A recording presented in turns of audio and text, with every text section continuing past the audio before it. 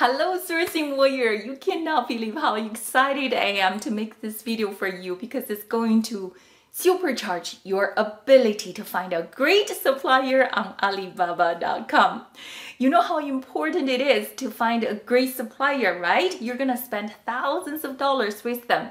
The most popular video in this channel is the Alibaba sourcing hack, where I showed you 4 very important steps to research this great supplier on your own. But today, I'm going to show you another powerful way to find a great supplier. That is Alibaba RFQ function. But here is the thing, you have to know how to use it properly and strategically in order for the great suppliers to compete for your business.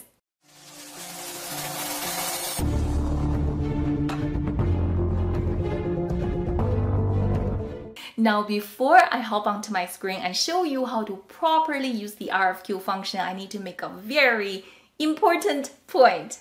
When you research the supplier on your own, you apply verified supplier and trade assurance supplier. Now you see page of supplier results.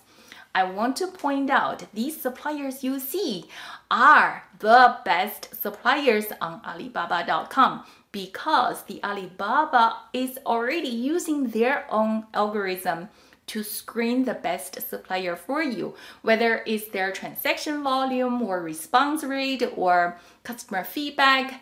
They apply these filters, therefore giving you page after page of good suppliers for you to further qualify.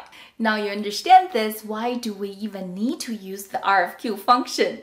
I will give you a couple reasons. Number 1, whatever the supplier you see on Alibaba.com, your competitors do see the same supplier, but that's okay.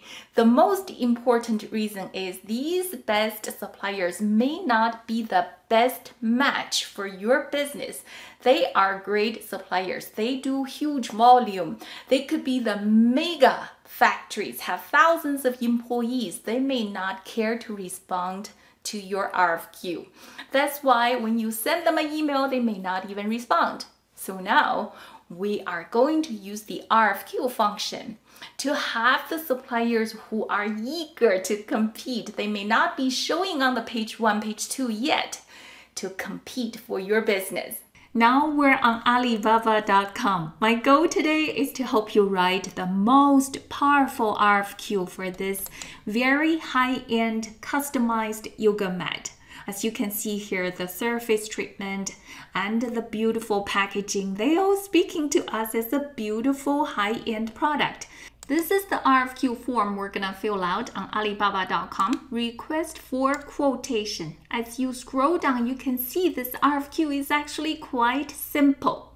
But before you lay a word on this RFQ, we need to first understand the rules of engagement. The rules are laid out by Alibaba. The rule of 10 is for the buyer. For every single RFQ you send out, you get 10 quotations back. You can get less, but never more than 10. This is current rule. This is actually great because Alibaba is doing the back-end screening to make sure that the quote you receive is the most relevant. In a way, Alibaba is helping you to become a more attractive buyer because the supplier know that you only get 10 quotations. They better put their best foot forward. You can repeat, resubmit your RFQ, but every single time you get no more than 10 quotations. The rule of 30 is for the suppliers. Each supplier can reply 30 RFQ per month unless they want to pay more. As you can see, if they can only reply 30 RFQs, they will become very picky. This leads to our strategy number 1, double down on RFQ placement. When we research the supplier on our own, we know how to apply these very important filters. Trade assured supplier, verified supplier. We then go on to the most qualified supplier profile to see if they're a trading company, if they're specialized in the product that we're looking for. Then we decided to contact the supplier. This is a controlled way to send your RFQ to those that you have pre-qualified only. Nobody else gets your RFQ. Double down on RFQ means that you now checkmark this RFQ broadcasting function. Now, after you send your inquiry, you have the access to send the RFQ to the suppliers who didn't get your RFQ request. Because we know the supplier is very picky, we're going to double down on our RFQ request. This will save you time to fill up this RFQ form again. Now we're gonna do a proper RFQ for our beautiful high-end yoga mat. You're gonna love the strategies that I share. There are a couple places you can create a new RFQ, drop-down menu surveys, submit RFQ, or you go to your own profile, submit an RFQ, or you just simply bookmark the rfq.alibaba.com. Either way, you can submit a new RFQ quite easy, but the condition is you must have an established profile. So make sure you set up your profile properly. Now we're gonna create a new RFQ. Product name, we're looking for a customized yoga mat. In the product name description, what you need to remember is to make sure you write down the proper keyword, because this is where Alibaba's backend screening is going to match you with the most relevant quotation. So I'm looking for the yoga mat. Category, I'm going to choose the fitness and bodybuilding. Sourcing type, you will see the drop-down menu, customized product, non-customized, total solution, surveys, etc. We're going to choose the customized product. Now we can choose how we wanted to customize our product. Logo, packaging, customization on graphic, and we're going to choose OEM too, to make sure that they are the original factory. The sourcing purpose, of course, is wholesale. Don't ever choose the retail because you're the wholesaler. You're on a B2B, business-to-business platform. Quantity, this is going to be our strategy. Number 2, what quantity you should put down to attract the most qualified supplier. Whether it's 500, 5,000, this field for quantity is the most important field through the entire RFQ. No matter how beautiful, how professional, how detailed you spec out this product, the supplier is gonna look at this quantity and decide whether they're gonna respond or not.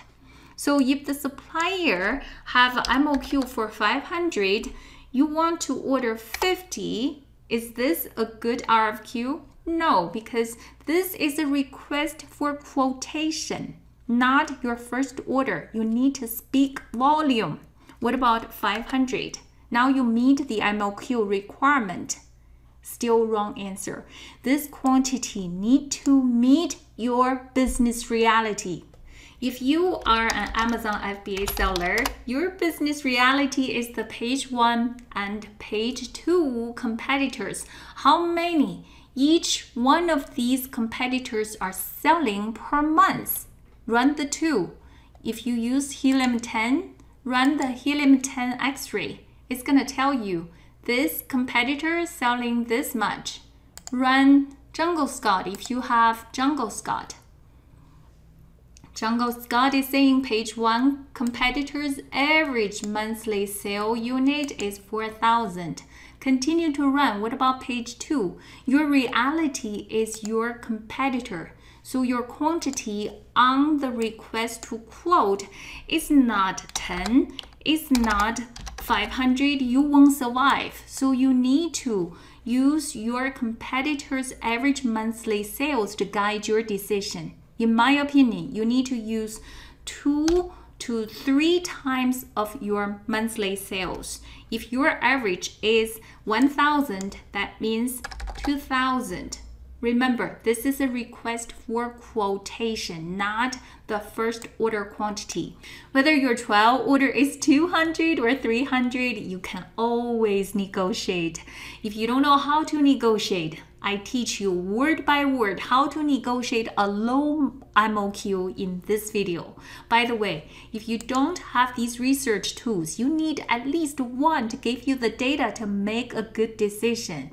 Both 𝐂𝐄𝐒 and Helium-10 gave Sourcing Warrior huge discount. Take advantage of the discount if you don't have the tools. The link is in the video description. After we take care of the order quantity, we're going to move forward with our trade terms. In this drop-down menu, there are 13 Incoterms. I'm so glad that Alibaba, this RFQ form, defaulted FOB. I would suggest you for your first quote, always request for FOB. Never ask the supplier to quote you DDP or DDU because the supplier could embed some of the profits in the shipping that they quote to you. If you don't know these Incoterms, don't worry. You can download the list of the 13, the definitions, whose responsibility is whose. In the video description, I have that special list for you. Preferred price, we're gonna leave it blank for now. We will name a price, but that's our strategy number 5. Color, we're gonna leave it blank. We may do multiple colors. We may customize the colors. Type, length, and material, we're gonna leave it blank for now because I wanted to show you the strategy number 3, how to write a pro profile. A good RFQ message needs to speak for both your product and your business. Remember, this is a general RFQ. The supplier only sees 𝐂𝐈𝐍𝐃 as your keyword, so you need to make sure your product specification is very clear so it appears to be very professional. Let me show you an example. This RFQ appears to be so short, so simple, yet it's very professional. The middle section 1 through 8 are your specifications. Let it speak professionally. Copy this language from your supplier's product specification. Copy it from your competitor's product specification. For example, surface treatment. I want this to be natural cork. Material, I want this natural rubber latex. The idea of writing a list of the specifications is to give the supplier an impression that you are a professional buyer and you have put some thought into customizing this product. For the business part, less is more, especially for the beginners. I'm gonna give you a couple tips here. We are an e-commerce company. We're not an Amazon seller because e-commerce company can imply that we have different selling channels, especially on eBay or on our own website. We're looking into adding. We're not just buying, we're adding this customized SKU. Adding implies we have an existing business. In the course that I teach the students, I have different variations of the RFQ message, and of course, I explain word by word. They love it and they love to use the template. Now, we're gonna copy this RFQ into the product details. Of course, we're gonna add a product photo to make this RFQ look even more professional. This is the product we're looking for, right?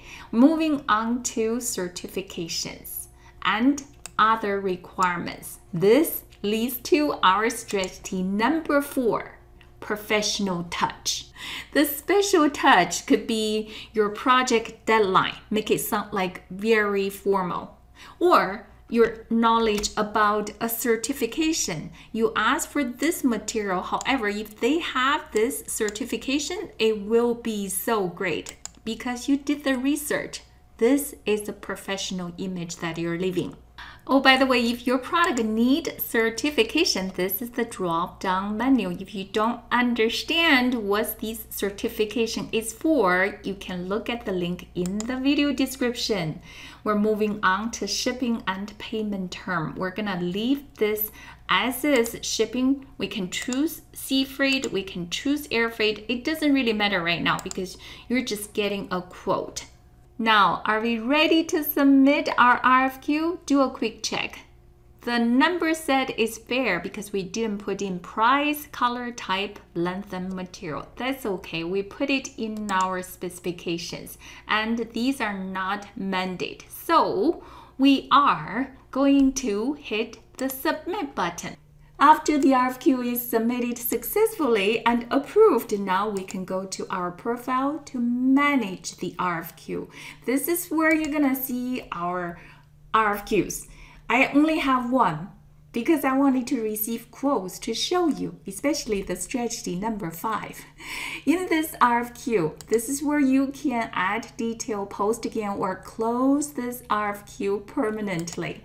Now let's take a look at the quotes we received. We got 10 quotes to compare. Beautiful. The first thing come to mind is what type of supplier gave me a quote? How many years they have experience? What type of business is this trading company? This is where you can use the Alibaba sourcing hack techniques, the 4-step that I show you to evaluate each supplier. What I notice is that when you broadcast your RFQ, the business who are young on Alibaba, 1 year, 2 years, or the trading company, they're the most proactive to bid on your RFQ. This is why you have to do your own homework too to identify the supplier. Don't solely rely on RFQ. Now, the strategy number 5, you're going to love it. That is retarget. We're going to post the same RFQ again, but we're going to name our price. An aggressive price because we already know how much each supplier is charging us. So we're gonna name our price here, make it very aggressive. We know it's between, $9 to $10 is the average, but we're gonna go $8 to see how the market is gonna respond to this reposted, retargeting RFQ. After you get the response from your retargeting RFQ, now you have enough data to negotiate with the supplier who has 12-year experience, 7-year experience, quoting you between $20 to $9.5. Now you can contact them. All right, from an empty RFQ to getting 10 quotes to compare, I have showed you 5 powerful strategies to help you write an excellent RFQ. I think this is going to supercharge your ability to find a great supplier for your e-commerce business. My friend, if you are in business, you need to mean business. The key is to do everything, even if it's the little thing, do it in an excellent way. Now, I suggest you review this video, take notes, and start to write your own excellent RFQ. Did you enjoy the video? Is that a like? Or is a love? If you love this video, I will love it even more. It's so worth it if you love it. Oh, by the way, do check out Sourcing Warriors podcast that is newly launched, but it's already gaining a lot of popularity because it's so convenient. If you download the episode, you can listen to it at any time at your leisure and you get the sourcing tips. Just remember, if you don't quit, the success will be there waiting for you. I send you love and positive power. I'll see you in the next video.